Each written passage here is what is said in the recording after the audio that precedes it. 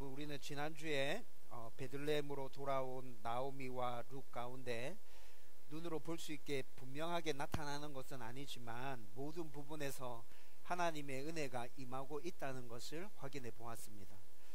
이방 땅에서 모든 것들을 다 잊어버리고 폭삭망해서 초라하게 귀향한 나오미와 룻을 베들레헴 사람들이 기쁨으로 환영해 주죠.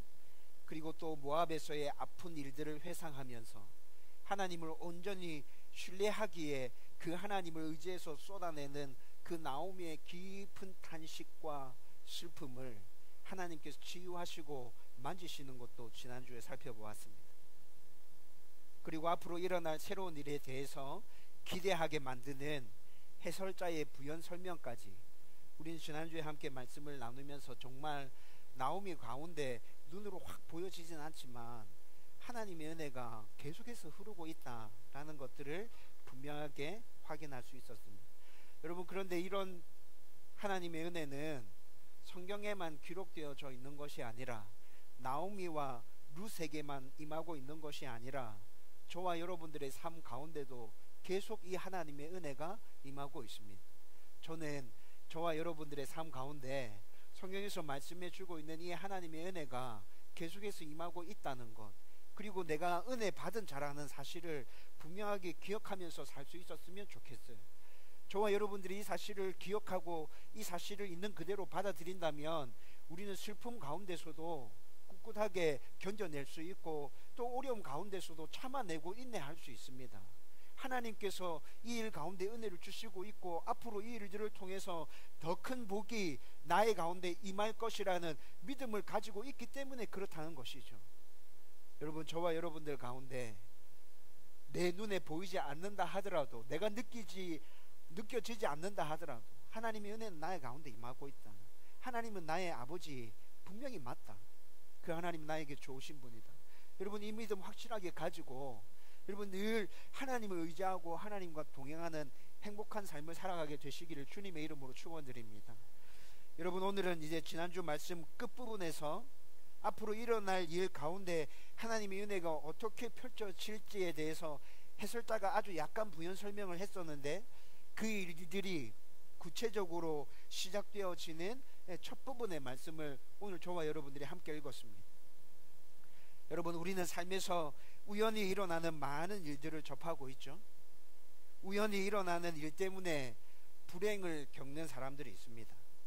또 우연히 일어나는 그 일들 때문에 뜻밖의 기쁨을 누리는 사람들도 있죠. 여러분, 잘 더듬어서 생각해 보시면 여러분들 삶 가운데 하루에도 여러 번의 우연히 일어났던 일도 있었을 겁니다. 여러분, 그런데 그리스도인들에게는 그 우연히 일어난 일이 우연히 일어난 것이 아님을 발견할 때가 정말 많죠. 여러분, 이와 관련해서 제가 경험한 것만 다 얘기해도 오늘 설교 시간 굉장히 길어질 거예요. 여러분, 아주 간략하게 설명해 드리면 제가 2001년부터 사역을 시작했거든요. 2001년 사역을 시작하면서 있었던 일, 여러분 2004년 1월 1일 총구 영신 예배 드리고 집에 가다가 교통사고 났던 건 여러분들에게 한번 이야기해 드렸습니다. 그 교통사고로 있었던 일들, 2005년 여름부터 2006년 여름까지 제가 몸이 굉장히 아파서 1년 동안 사역을 접고 쉬었습니다. 그때 있었던 일들, 2007년 12월에 제가 호산나 교회로 사역지를 옮기게 됩니다. 그 사역지를 옮기면서 우연히 있었던 그 일들이 하나같이 이가 맞물려 돌아가면서 아주 자연스럽게 호산나 교회로 옮겨갔던 그 일들, 2008년도에는 장유 호산나에서 사역을 했죠. 그때 있었던 여러 가지 일들, 2011년도에 홍민규 목사님 담임 목사님으로 부임하셔가지고 그전에도 이미 알고 지냈지만 아주 가깝게 알고 지내는 사이가 되었죠. 그때 그에 있었던 여러 가지 일들, 2014년도에 홍민규 목사님이랑 함께 아프리카 단기 선교 여행 갔었습니다. 그때 그 단기 선교 여행을 통해서 제가 처음으로 개척에 대한 생각을 하게 됐고요. 하나님 왜 그렇게 하셨는지 잘 모르겠어요. 그런데 그때부터 개척에 대한 생각을 했었고, 그리고 2015년 홍기 목사님 사임하면서 있었던 일들, 2016년에 교구 사역을 하면서 정말 힘들고 어려운 시간들을 보냈었습니다. 그때 있었던 여러 가지 일들, 2017년 12월에 제가 호산나 교회로 사임하게 되었죠. 그때 그 단기 선교 여행을 통해서 제가 처음으로 개척에 대한 생각을 하게 됐고요. 하나님 왜 그렇게 하셨는지 잘 모르겠어요. 그런데 그때부터 개척에 대한 생각을 했었고, 그리고 2015년 홍기 목사님 사임하면서 있었던 일들, 2016년에 교구 사역을 하면서 2017년 그리고 개척할 때까지, 그리고 지금까지 여러분 이렇게 저의 사역 가운데서 지나온 아주 굵직한 일들에 대해서 지금 잠깐 설명해 드렸는데, 여러분 이 모든 일들 가운데 우연히 일어나는 일이라 생각했던 일들이 있었고, 여러분 그 우연히 일어난 모든 일들이 모여서 지금 제가 이 자리에 서서 여러분들과 함께 말씀을 나누고 있는 것이라. 되돌아보면 2001년 사역 시작할 때부터 지금까지 있었던, 내가 우연이라고 생각했던 그 일들은 하나도 우연이 아니었구나. 다 하나님의 계획하심 가운데 움직여 왔고, 그래서 내가 지금 이 자리에 이렇게 여러분들과 함께 이곳에서 예배 드릴 수 있게 되는 거고, 여러분 정말 뼈저리게 깨달아지거든요. 여러분 성경은 이런 일들을 하나님의 섭리라고 말씀해 줍니다. 하나님의 백성들의 삶 가운데 우연히 일어나는 일은 그것조차도 하나님의 계획을 이루는 도구가 된다는 것이죠. 여러분 오늘 말씀은 나오미와 룻에게 우연히 일어나는 일이 하나님의 계획 안에 있다는 것을 우리에게 분명하게 보여주고 있습니다. 그리고 우연히 일어나는 일을 포함해서 모든 순간 하나님의 섭리 가운데 살아가는 하나님의 백성들이 어떠한 삶의 태도를 가지고 살아가야 하는지에 대해서도 우리에게 분명히 보여주고 있어요. 여러분 오늘 이 말씀을 저와 함께 나누면서 모든 순간 하나님의 섭리 가운데 내가 있으면서 또 그 섭리 가운데 있는 하나님의 백성이 나는 이런 삶의 태도를 가지고 하루하루를 살아가야 되구나, 이것을 분명하게 깨닫게 되기를 주님의 이름으로 축원드립니다. 여러분 먼저 오늘 1절 말씀은 나오미와 룻에게 임하는 특별한 하나님의 은혜를 구체적으로 보여주기 전에 한 사람을 소개해주고 있죠. 여러분 1절 말씀 한번 읽어보십시다. 다 같이 읽겠습니다. 시작. 나오미의 남편 엘리멜렉의 친족으로 유력한 자가 있으니 그의 이름은 보아스더라. 아멘. 여러분 이 말씀에서 지금 보아스라는 한 사람이 등장하고 있고, 그 사람에 대한 아주 간략한 소개를 제시해주고 있습니다. 그런데 여러분 지금 스토리가 쭉 이어지다가 난데없이 왜 여기서 갑자기 보아스라는 사람을 이렇게 소개하고 있을까요? 여러분 이런 방식은 여러분들이 동화를 많이 읽어보셨다면 그 동화에 대한 구성, 동화의 구성 이런 걸 생각해 보면 어떤 특별한 사건이 전개되기 전에 그 사건과 관련된 주요 인물을 먼저 소개해 주는 그런 방식이라고 생각하면 금방 이해할 수 있어요. 앞으로 진행되어지는 사건에서 이 보아스라는 사람이 굉장히 중요한 역할을 담당하게 될 것이라는 거죠. 그러면 우리는 지금 보아스에 대해서 좀 자세히 알아볼 필요가 있을 것 같습니다. 여러분 1절 말씀은 보아스에 대해서 굉장히 간단하게 소개해 주고 있지만, 여러분 이 간단한 소개 가운데 굉장히 많은 정보들을 담고 있어요. 첫 번째, 보아스는 엘리멜렉의 친족이라고 소개해 주고 있죠. 여러분 지난주에 여러분 굉장히 생소한 계대 결혼과 고엘 제도에 대해서 지난주에 제가 여러분들에게 간략하게 설명해 드렸습니다. 그런데 이 계대 결혼과 고엘 제도는 유대 사회에 있어서 굉장히 중요한 제도들이었거든요. 여러분 이거 다시 간단하게 설명해 드리면, 계대 결혼은 형이 자식이 없이 죽으면 그 동생이 형수와 결혼해서 자식을 낳아서 그 첫 번째 아들은 형의 가문을 잇는 후사로 세우는 것을 말하는 것입니다. 여러분 우리나라 방식에서는 이게 이해되어지지 않지만 유대 사회에서는 이게 굉장히 중요한 제도였다고요.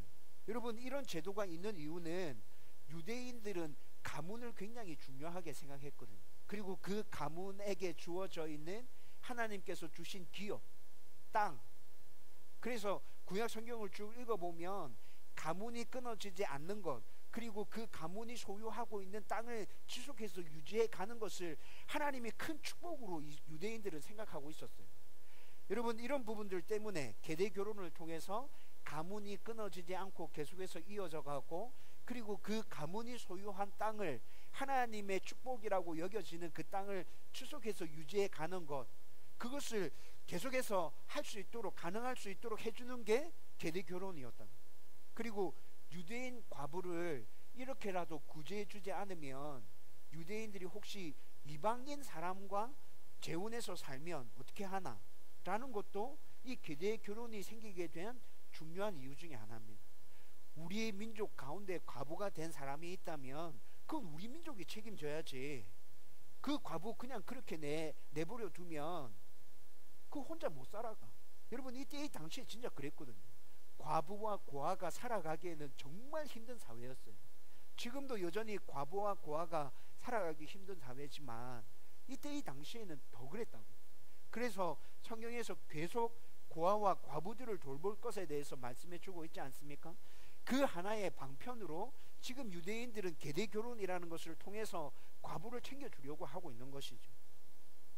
여러분 계대 결혼은 이런 제도였습니다. 그리고 고엘 제도는 형제뿐만이 아니라 가까운 친척이 가문과 재산과 생명을 보존해 주기 위해서 세운 제도였습니다. 이 또한 시족 사회에서 가문을 중요하게 생각하는 그런 배경을 가진 그 사회에서 굉장히 중요한 제도였죠. 여러분 고엘 제도가 담고 있는 법은 세 가지 정도로 추려서 얘기할 수 있는데 그 첫 번째는 기업 무르는 법이었습니다. 땅을 물러주는 법. 여러분 내 친족 중에 내 가까운 친척 중에 쫄딱 망한 사람이 있었습니다. 가지고 있던 땅을 다 팔아먹었습니다. 그러면 형제들 중에서 아니면 형제가 없으면 가까운 친척들 중에서 그 사람의 땅을 다시 사서 그 사람에게 되돌려 주는 거. 여러분 이게 고엘 제도였다고. 여러분 두 번째는 앞서 설명해 드린 계대 결혼이 고엘 제도 안에도 그대로 담겨져 있습니다. 형제들이 없다면 가까운 친척들 중에서 이 사람의 가문을 이을 수 있도록 그렇게 해라. 이게 고엘 제도 안에 또 담겨져 있는 거죠. 그리고 세 번째는 동해보복법이라고 해서 여러분 고대 사회의 법들은 전부 다 동해보복법이었거든요. 이게 뭐냐면 이에는 이, 눈에는 눈, 내가 당한 만큼 돌려준다 라는 것이 동해보복법이었어요. 여러분 법과 공권력이 발달되어져 있지 않은 사회에서 사회 체계가 유지되기 위해서는 이렇게 우리가 지금 생각하기에는 야만적인 법인 것 같지만 이렇게 강력한 법이 있어야 그 사회 제도가 유지될 수 있었다고요. 그런데 이 동해보복법이 고엘 제도 안에 포함되어져 있었습니다. 누군가 네 형제에게 해를 가했냐? 그런데 네 형제가 받은 해를 되돌려 줄 그런 능력이 없어? 그럼 니라도 해. 그렇게 해야 이 사회의 법 질서 체계가 유지될 수 있어. 너가 당한 만큼 그 사람에게 되돌려줘. 만약에 내 형제를 누군가 죽였습니다. 그러면 이 동해보복법에 따라서 고엘 제도에 의하면 형제들이 가서 내 형제를 죽인 그 사람을 죽일 수 있었어요. 여러분 그런데 형제가 없어요. 그러면 그 책임이 누구에게로 넘어가는 거예요? 가까운 친척에게. 가까운 친척이 자기 친척이 당한 그 피해만큼 똑같이 그 범인을 찾아내서 그에게 되돌려 줄 수 있었다고. 여러분 이런 것들이 계대 결혼과 고엘 제도거든요. 그런데 이 범위가 어떻게 제한되어져 있어요? 형제 그리고 가까운 혈족. 형제와 가까운 혈족은 계대 결혼과 고엘 제도를 책임을 져야 되는 그 범위 안에 포함되어 있었다고. 그런데 오늘 보아스에 대해서 소개해 주면서 뭐라 얘기합니까? 보아스는 엘리멜렉의 가까운 친족이었다 얘기하고 있죠.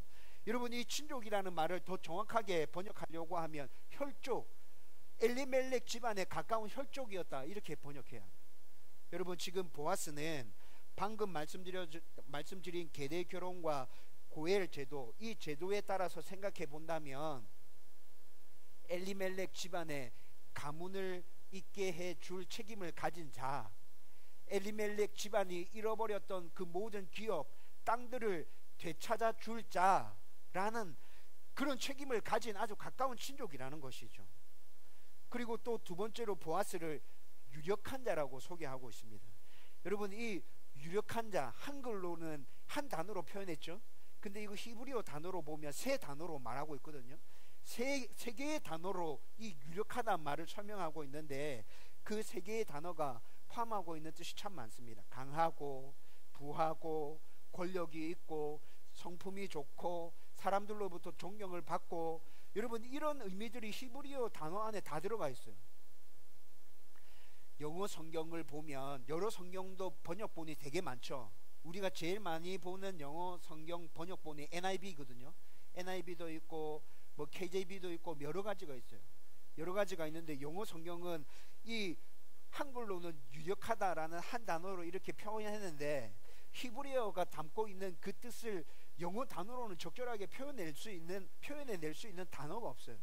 그래서 여러분 영어 번역본으로 룻기 2장 1절 말씀을 한번 보십시오. 번역본마다 다 다르게 표현해 놨습니다. 어떤 번역본은 부에 대해 초점을 맞추고 설명해 놨고, 또 어떤 번역본은 권력에 대해 초점을 맞추고 설명해 놓은 영어 성경도 있고 아주 다양합니다. 그런데 한글은 이 모든 것들을 다 포함할 수 있는 유력한이라는 단어가 있었습니다. 그래서 지금 보아스를 유력한 자라고 설명하고 있죠. 이 유력한 자라는 말 안에 어떤 의미가 담겨져 있다고요? 힘과 권력과 죄력과 인품과 모든 것들이 보아스에게 다 있다는 것을 말해주고 있는 것이죠. 여러분, 한 절 보아스에 대한 설명이 바로 이런 설명이었어요. 보아스가 이런 사람이구나 라는 이해를 가지고, 그러면 뒤에 이어지는 사건을 이제 쭉 추적해서 한번 따라가 보십시다. 여러분, 베들레헴으로 돌아온 나오미와 룻은 제일 큰 난관에 봉착합니다. 그 난관이 무엇일까요? 먹고 사는 문제죠. 그렇죠? 나오미와 룻이 베들레헴에 딱 들어왔는데 지금 먹고 사는 문제가 막막한 거예요. 그런데 지난주에 살펴보았듯이 이들이 돌아온 때는 무슨 때였습니까? 보리 추수할 때였다고 지난주 분명하게 언급하고 있었죠. 그리고 제가 좀 전에도 설명해 드렸던 것처럼 유대인들에게는 고아와 과부들과 가난한 자들을 위해서 추수할 때 떨어져 있는 이삭, 열매를 딸 때 떨어진 바닥에 떨어진 열매들 다시 되돌지 않는 풍습이 있었습니다. 그리고 또 성경을 자세히 읽어보면 추수할 때 모퉁이에 있는 곡식들은 다 거둬들이지 않았어요. 모퉁이에 있는 것들은 일부 그대로 그냥 남겨뒀습니다. 그래서 모퉁이에 있는 것들과 바닥에 떨어져 있는 이삭들 열매들을 가지고 가난한 사람들이 얼마든지 먹고 살 수 있도록 해주는 게 유대인들의 풍습이었다고요. 여러분, 이것은 지난주에도 말씀드렸는데 레위기와 신명기에 나타나는 분명한 하나님의 명령이었죠. 그래서 이스라엘 백성들은 그 하나님의 명령에 따라서 바닥에 떨어진 것들은 줍지 않았고, 또 모퉁이에 있는 것들은 그냥 그대로 놔뒀고, 또 열매를 딸 때 다 따지 않고 일부 열매들을 남겨두고 가난한 사람들을 그렇게 배려해주는 풍습이 있었습니다. 여러분, 이런 상황 가운데서 지금 룻이 나오미에게, 어머니, 이제 우리가 양식을 해결해야 되니까 우리가 지금 당장 먹고 살 수 있는 게 없잖아요. 제가 이삭이라도 주어서 우리 양식으로 그렇게 먹으면서 삽시다. 어머니, 제가 이삭 주우러 나가겠습니다 라고 어머니에게 허락을 받습니다. 그리고 허락을 받고 난 다음에 이삭 주우러 가는 룻의 모습이 오늘 우리가 읽었던 말씀에서 나타났죠. 여러분, 3절 말씀 같이 읽겠습니다. 다 같이 읽읍시다. 시작. 룻이 가서 베는 자를 따라 밭에서 이삭을 줍는데 우연히 엘리멜렉의 친조 보아스에게 속한 밭에 이르렀더라. 아멘. 여러분, 3절 말씀에서부터 눈에 보이기 시작하는 하나님의 은혜, 나오미와 룻에게 임하는 눈에 보이는 하나님의 은혜가 구체적으로 나타나기 시작합니다. 여러분, 룻이 이삭을 줍기 위해서 들어간 밭은 엘리멜렉의 친조 보아스의 밭이었습니다. 여러분, 그런데 룻이 계획적으로 지금 보아스의 밭을 찾아간 것입니까? 아니요. 룻은 지금 보아스가 누군지도 모릅니다. 보아스가 어떤 사람인지, 그 사람이 우리와 가까운 친척인지 아닌지 그것도 모르고요. 또 설령 보아스가 누군지 알았다 하더라도 보아스의 밭이 어디 있는지도 모르죠. 여러분, 아무것도 모르는 상황 가운데서 여러분 그냥 발길 닿는 곳 따라가서 밭에 이르렀는데 그 밭이 보아스의 밭이었습니다. 그래서 성경은 3절 말씀에 우연히라고 말하고 있죠. 여러분, 룻이 지금 우연히 보아스의 밭을 찾아갔다는 것을 2절 말씀에서도 간략하게 보여주고 있거든요. 2절 말씀에 지금 룻이 나오미에게 이삭 주우러 가겠습니다 허락받는 장면인데, 룻이 나오미에게 이렇게 얘기합니다. 내가 누구에게 은혜를 입으면 그를 따라서 이삭을 줍겠나이다. 여러분, 이 말을 지금 우리식으로 풀면 어떻게 돼요? 내가 어디로 가야 될지도 모르겠고 어떤 밭에 들어가야 될지도 모르겠어요. 그런데 일단 이삭 주우러 나가서 누군가 나에게 은혜를 주어서 여기서 이삭 주우라 하는 사람이 있으면 그 사람 따라서 이삭 줍겠습니다. 그렇게 해서 이삭 주워서 가지고 올게요. 지금 룻은 이 얘기를 하고 있는 거죠. 그렇죠? 여러분, 이렇게 2절과 3절 말씀을 쭉 연결해서 보면 진짜 룻이 보아스의 밭에 이르게 된 것은 정말 우연이었습니다. 근데 여러분, 우연이 한 번이 아니라 계속해서 일어나면 그걸 우리는 뭐라 얘기합니까? 필연이라고 얘기하죠. 여러분, 꼭 성경에서 우연히 그렇게 됐다고 얘기하는데 우리는 이건 우연이 아니야, 이건 필연이야, 이렇게 말할 수는 없죠. 성경에서 우연히 그렇게 된 일이라고 얘기하는데, 근데 우리가 살아가는 세상에서, 우리의 삶의 방식에서 우리가 농담식으로 하는 얘기 중에 우연히 계속 일어나면 그거 필연이다, 이렇게 얘기하잖아요. 여러분, 그런데 신기하게도 이 우연이 오늘 우리가 읽은 말씀 가운데서 한 번에 끝나지 않습니다. 여러분, 4절 말씀 다시 또 같이 읽어볼까요? 다 같이 읽읍시다. 시작. 마침 보아스가 베들레헴에서부터 와서 베는 자들에게 이르되 여호와께서 너희와 함께 하시기를 원하노라 하니 그들이 대답하되 여호와께서 당신에게 복 주시기를 원하나이다 하니라. 아멘. 여러분, 4절 말씀 시작이 어떤 단어로 시작하고 있습니까? 마침. 여러분, 마침이라는 이 단어를 그때라는 말로 바꿀 수 있습니다. 그때. 여러분, 그때는 어떤 때죠? 우연히 룻이 보아스의 밭에 이르러서 이삭을 주려고 할 그때 보아스가 그 밭에 도착한 것입니다. 여러분, 보통 이 당시에는 밭농사는 집안의 일꾼들이 다 담당하고 있었습니다. 그러면 주인은 평상시에는 밭농사에 직접 참여하는 겁니까? 아니요. 주인은 밭농사에 참여하지 않죠. 평상시에는 밭에 잘 나와 보지도 않습니다. 일꾼들에게 다 맡겨놓고 니네들이 알아서 다 해. 그렇게 해서 일꾼들에게 모든 권한을 다 넘겨주고 있는 거죠. 그렇게 있다가 언제 주인이 밭에 나와 보냐? 추수할 때 주인이 밭에 나와서 일하고 있는 일꾼들을 격려하는 것은 유대 사회의 하나의 풍습이었습니다. 그래서 지금 보아스가 추수하는 일꾼들에게 와서 하나님의 은혜가 있기를 기원하고 있죠. 또 일꾼들도 보아스에게 하나님께서 큰 복을 주인에게 주시기를 기원합니다. 이런 말씀들 우리가 방금 본문에서 읽었습니다. 그런데 보아스가 추수하는 일꾼들에게 당도할 그때 누구도 그 밭에 와 있어요? 룻도 그 밭에 있는 거예요. 여러분, 추수하는 날이 이날 하루밖에 없었을까요? 아니요, 그렇지 않습니다. 보통 추수하는 기간이 며칠은 됐죠. 여러분, 그런데 그 며칠 가운데 언제 주인이 밭에 올 줄 알고 있어요? 그거 알 수 없는 거잖아요. 주인 마음이잖아요. 그렇죠? 그런데 타이밍이 뭔가 이상하게 맞아 들어가고 있다는 느낌을 받지 않으세요? 여러분, 그리고 뒤에 이어지는 말씀 쭉 보면 5절 말씀에 보면 보아스가 지금 자기 밭에 들어와서 이삭을 주려고 하는 낯선 여인을 보고 그녀가 누구 집안의 사람인지에 대해서 묻고 있습니다. 여러분, 성경 학자들 중에 보아스가 룻에게 관심을 가지고 이렇게 묻고 있다 얘기하는 학자들이 있거든요. 그런데 그렇지 않은 것 같아요.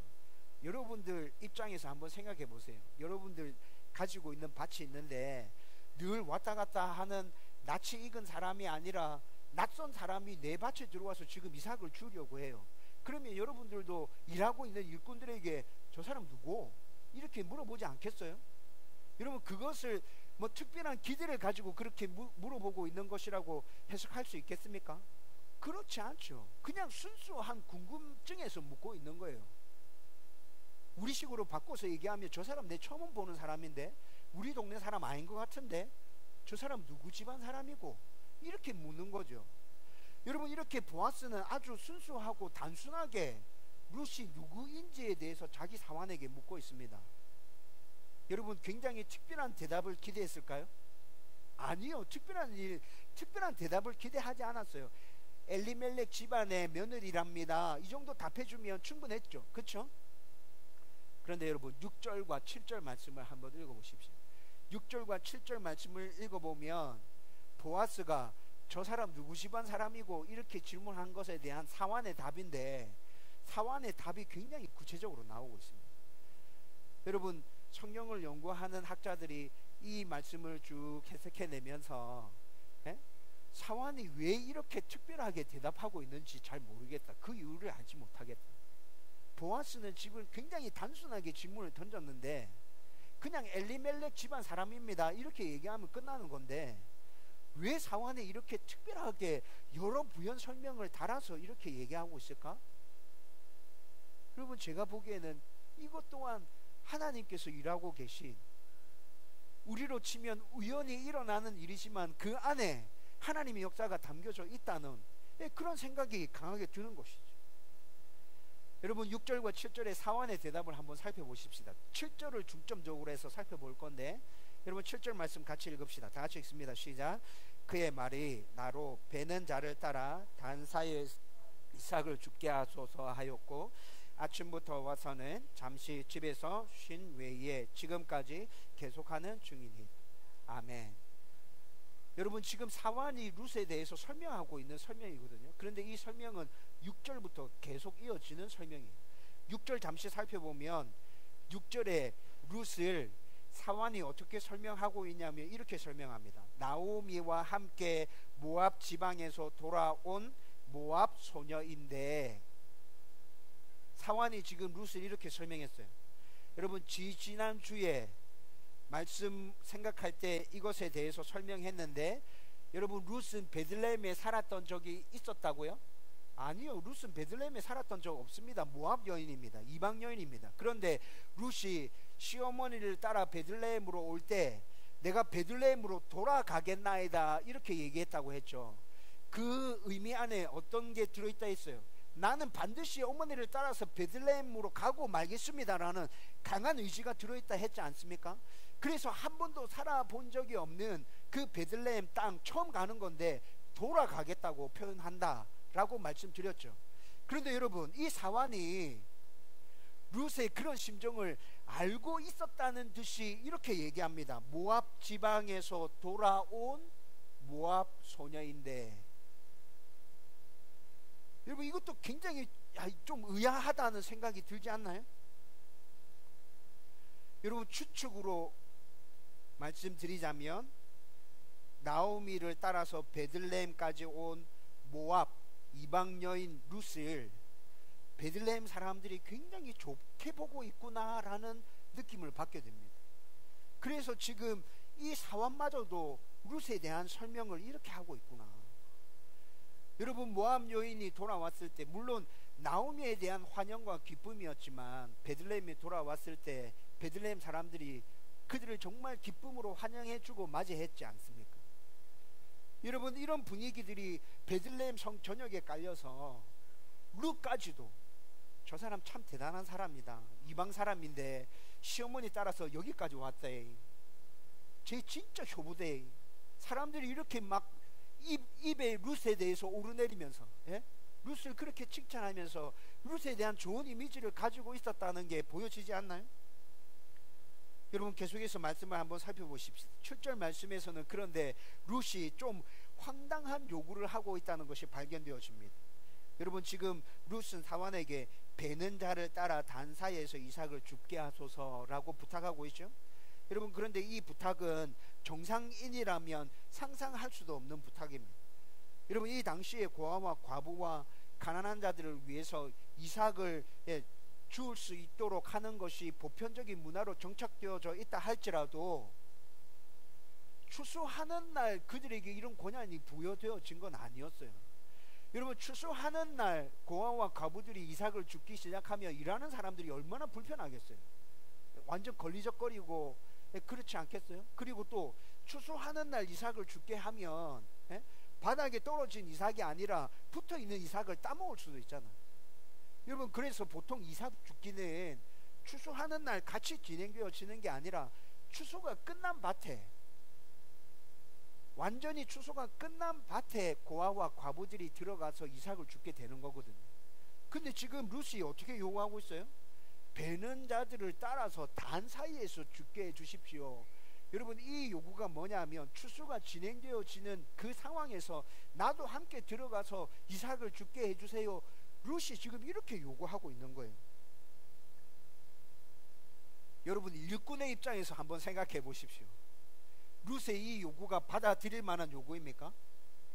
여러분, 이거 당장 뭐라고 지금 정신이 있나 없나? 네가 지금 다 끝나고 난 다음에 온나? 아니면 오지 마라, 이렇게 얘기하고 싶은 마음 들지 않으세요? 진짜?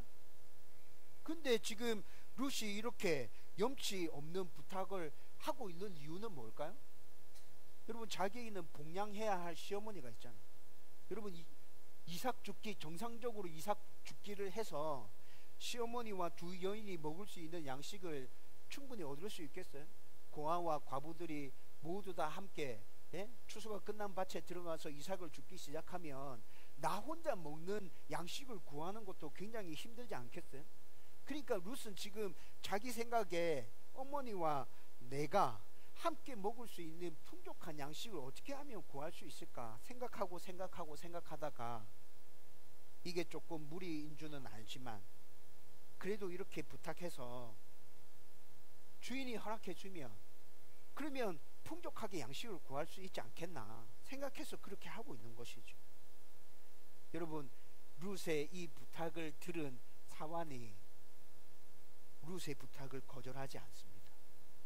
희한하죠. 이것도 우리 같으면 당장이라도 무슨 소리 하노, 끝나고 난 다음에 와라, 이렇게 단칼에 자를 것 같은데 사환이 룻의 이 부탁을 거절하지 않아요. 그렇다고 사환이 또 허락하지도 않습니다. 왜냐하면 룻의 부탁은 좀 전에 설명해 드린 것처럼 아주 특별한 상황입니다. 여러분, 이 상황에 대한 허락은 주인만이 해줄 수 있는 거죠.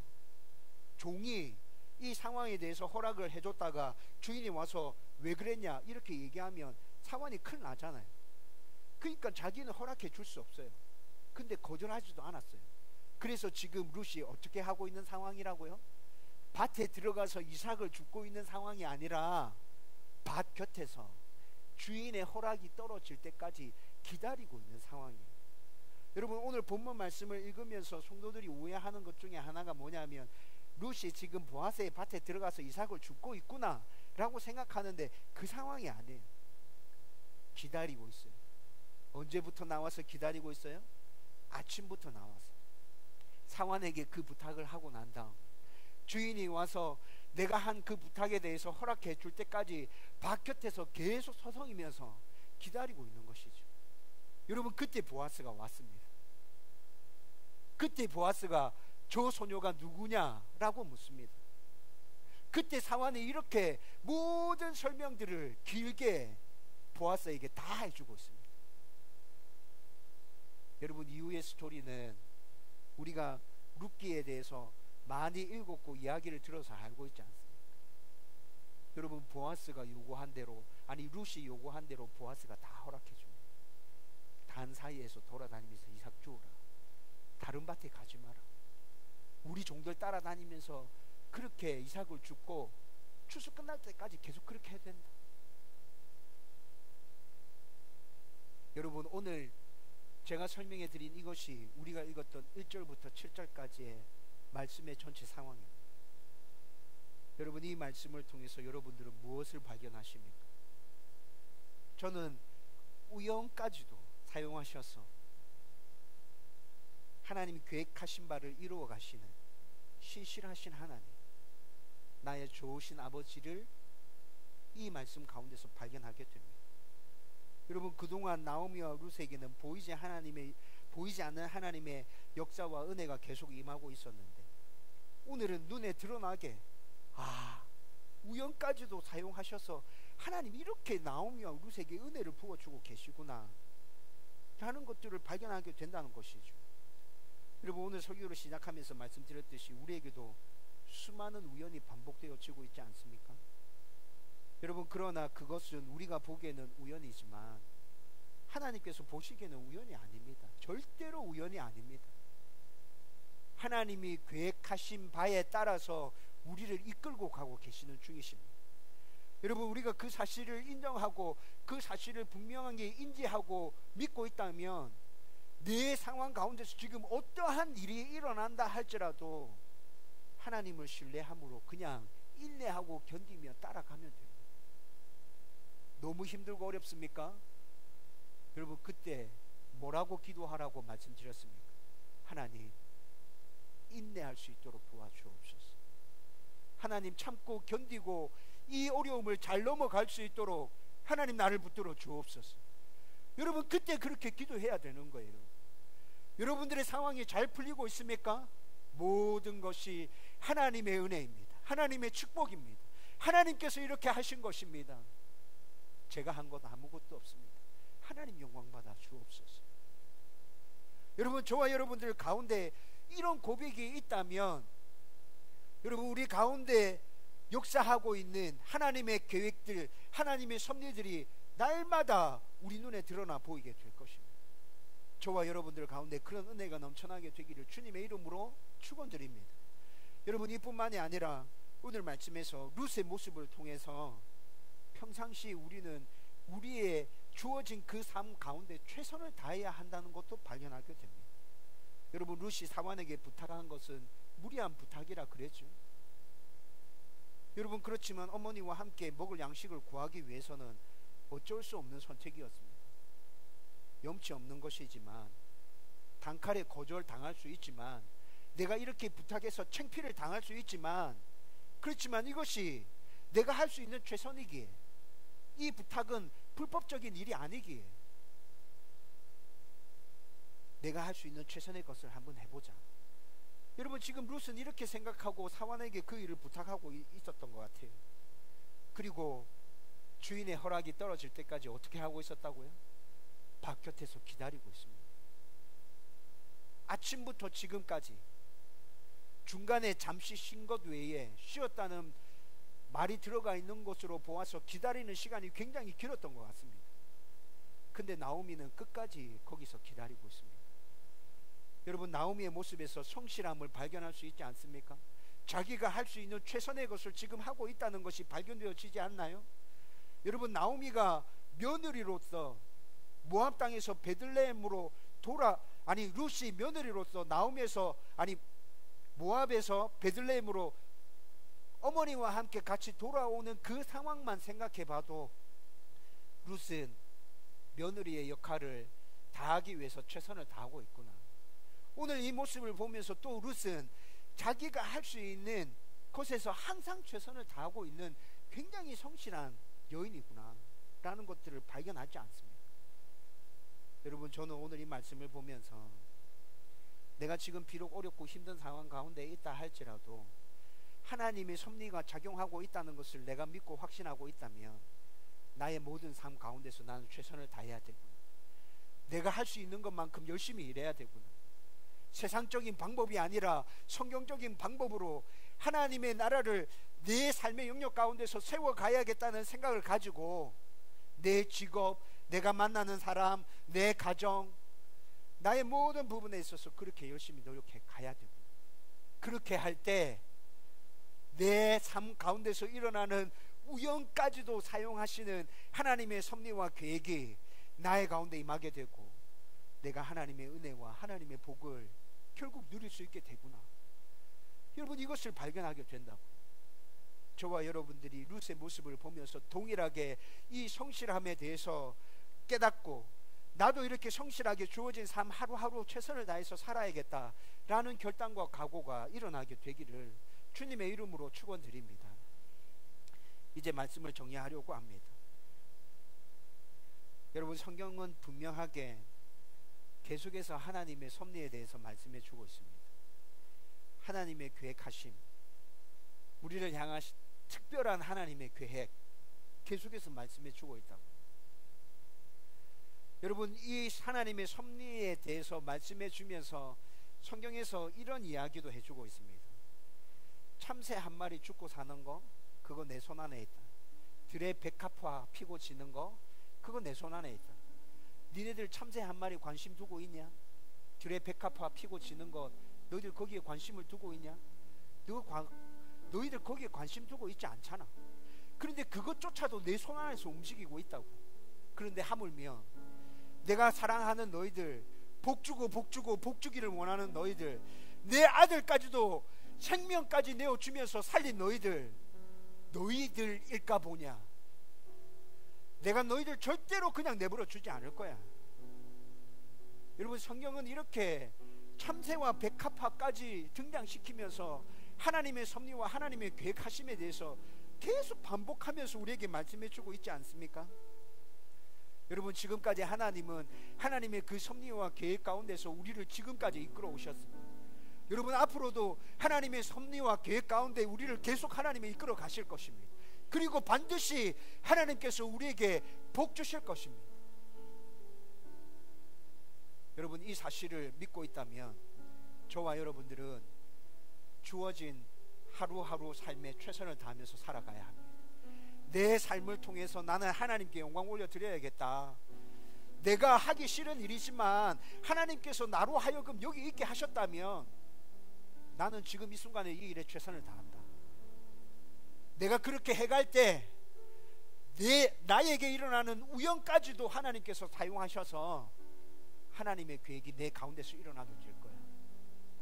여러분과 저와 여러분들이 이 믿음과 이 확신 가지고 그렇게 하나님의 섭리 가운데로, 하나님 계획하심 가운데로 담담하게 걸어 나가는 신실한 하나님의 백성들 되기를 주님의 이름으로 축원드립니다.